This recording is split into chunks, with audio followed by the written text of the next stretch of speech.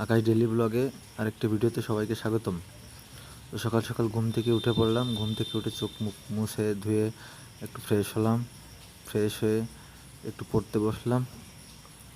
তো কিছু সময় পড়তে পড়তে দেখি ঘড়িতে 9টা বেজে গেছে। তো দেখি খাওয়ার সময় হয়ে গেছে। তো আজকের সকালের খাবার মেসে ছিল খিচুড়ি। তো খিচুড়ির সাথে সকালে একটা ডিম সিদ্ধ করে নিলাম, সাথে ছিল এক টুকরো পেঁয়াজ। খাবার শেষ করলাম। এখন দেখি কলেজের সময় হয়ে গেছে। তো ফাইনালি কলেজে যাওয়ার জন্য রেডি হচ্ছিলাম। তারপর রেডি হওয়া শেষ করে বেরিয়ে পড়লাম কলেজের উদ্দেশ্যে। তো কলেজ রোড দিয়ে যাচ্ছিলাম। কলেজ রোডের অবস্থা ছিল খুবই ভয়াবহ। চারিদিকে ড্রেনের কাজ করতেছিল। তারপর গতকাল বৃষ্টি হয়েছে, রাস্তার অবস্থা ছিল একদমই খুব বাজে। এই দেখুন ড্রেনের কাজ করতেছে, মানে যাওয়ার মতো, কলেজে যাওয়ার মতো কোনো রাস্তাই ছিল না তেমন। এরপর বেরিয়ে পড়লাম এই পথ দিয়েই, ভাঙাচুরা পথ পাড়ি দিয়ে। তারপর ফাইনালি সামনে গিয়ে দেখি যে পদ্মা নদী। থুক্কো, এটা দেখি কলেজ পাড়া রোডে বৃষ্টি হয়েছে এমন পরিমাণে যে পুরো পদ্মা নদী হয়ে গেছে। এই পদ্মা নদী এখন পাড়ি দিতে হবে। তারপর জুতো খুললাম, জুতো খুলে পদ্মা নদীর পাড়ি দিয়ে ফাইনালি চলে আসলাম কলেজে।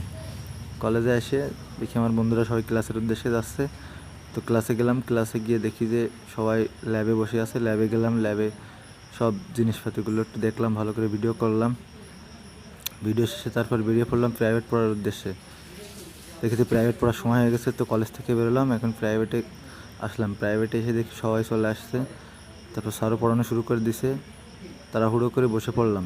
তারপর বাসায় চলে আসলাম। বাসায় এসে দুপুরে দেখি খাবার রেডি হয়ে আছে। তো দুপুরকের খাবারে ছিল উস্তের তরকারি, মাছের তরকারি, আর সাথে ছিল বাড়ি থেকে পাঠানো আম, সাথে ছিল এক টুকরো লেবু, এক টুকরো পেঁয়াজ।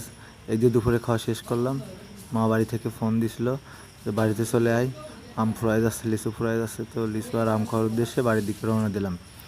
যেতে যেতে দেখি যে স্ট্যান্ডে গিয়ে দেখি একটাও গাড়ি নেই। তখন বাজে বিকাল 4টা। আসলে গাড়ি পাচ্ছিলাম না। তারপর একটা গাড়ি পাইলাম, গাড়ির উদ্দেশ্যে রওনা দিলাম। তো ফাইনালি বাড়ি চলে আসলাম। বাড়ি এসে দেখি যে রাস্তাঘাটে প্রচণ্ড পরিমাণে ঘাস হয়েছে, আগাছা হয়েছে। আসলে বৃষ্টির কারণে তেমন কোনো যত্ন নেওয়া হয় না, এজন্য প্রচণ্ড পরিমাণে ঘাস হয়েছে। তো বাড়ি আসলাম, দেখি যে গাছ থেকে লিচু পাড়া আছে। তা একটা লিচু খেয়ে দেখলাম, আসলে বছরের ফল খাইতে হয়, এই জন্য একটা খেয়ে দেখলাম। তো দেখলাম খুব ভালোই স্বাদ। তারপর দেখি যে মাঠে যাওয়ার সময় হয়ে গেছে। এরপর দিদির সাথে মাঠের দিকে রওনা দিলাম। অনেকদিন আসলে মাঠ দেখা হয় না বা মাঠে যাওয়া হয় না, এই জন্য ভাবলাম একটু মাঠটা দেখে আসি। তো তখন বিকেল 5টা বাজে। দেখি যে